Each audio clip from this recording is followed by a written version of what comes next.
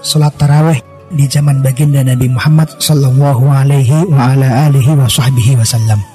Maka di sini jika ada di antara kita yang beranggapan, yang memiliki pendirian bahwa semuanya itu harus ada dalil latarlek, harus ada dalil tekstual dari Al-Quran dan dari hadis baginda Nabi Muhammad SAW, maka bisa dipastikan orang seperti ini tidak akan bisa beribadah secara sempurna.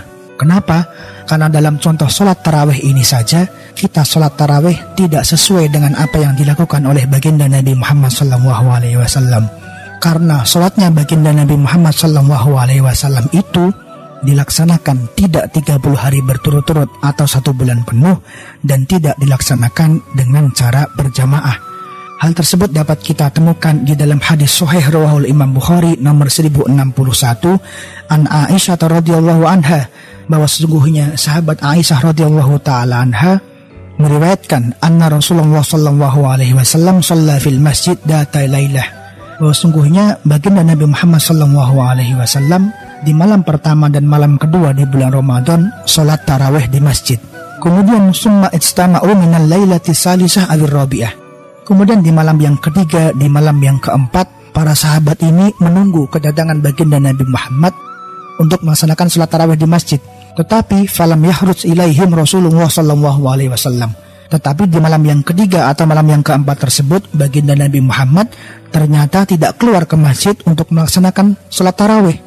Maka falamma asbaha, maka ketika pagi ini menjelang, qala, Nabi Muhammad memberikan wejangan kepada para sahabat, memberikan alasan kenapa beliau semalam tidak keluar ke masjid untuk melaksanakan sholat tarawih. Maka apa jawaban baginda Nabi Muhammad? Qad ra'aitul ladzi sana'tum falam yamna'ani minal khuruji illa anni khasitu an tufrada alaikum. Wahai para sahabat, ketahuilah, aku tidak ada apa-apa.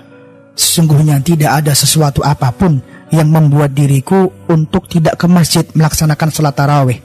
Akan tetapi aku hanya khawatir, aku hanya takut bahwa engkau akan menganggap bahwa sholat tarawih ini hukumnya adalah wajib. Hadis rawahul Imam Bukhari nomor 1061. Nah, kekhawatiran dan ketakutan baginda Nabi Muhammad ini terbukti di zaman kita. Maka bisa lihat tetangga-tetangga kita, masyarakat kita, ketika sholat maghrib, ketika sholat isya, mereka malas-malasan ke masjid. Bahkan ada beberapa di antara kita yang tidak sholat. Tetapi ketika sholat tarawih, mereka berbondong-bondong ke masjid. Begitu juga ketika sholat id, banyak yang meninggalkan sholat subuh, tetapi melaksanakan sholat id.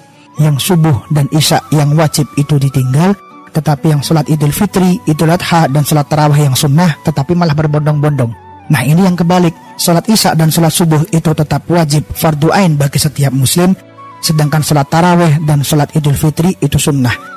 Maka dari hadis ini dikatakan oleh baginda Nabi Muhammad SAW, kita sebagai umatnya jangan sampai kebolak-balik. Yang wajib itu sholat isya, sedangkan sholat tarawih itu sunnah. Jadi kalau kita semangat untuk sholat tarawih, maka seyukyanya lah, maka sebaiknya lah kita juga semangat untuk melaksanakan sholat isya. Nah, tetapi yang menjadi bahasan kita bukan itu, tetapi yang jadi bahasan kita adalah jika ada di antara kita yang tetap meyakini bahwa kita tidak mau mengikuti pendapatnya para ulama, hanya mau mengikuti Quran dan hadis saja, maka kita harusnya sholat tarawih hanya 1 malam 2 malam di masjid, tidak 30 hari berturut-turut, tidak sebulan penuh di masjid, dan kita sholat tarawihnya tidak melaksanakan secara berjamaah sebagaimana yang dilaksanakan oleh baginda Nabi Muhammad SAW di dalam hadis sahih riwayat Imam Bukhari nomor 1061 dan hadis sahih riwayat Imam Bukhari nomor 1871.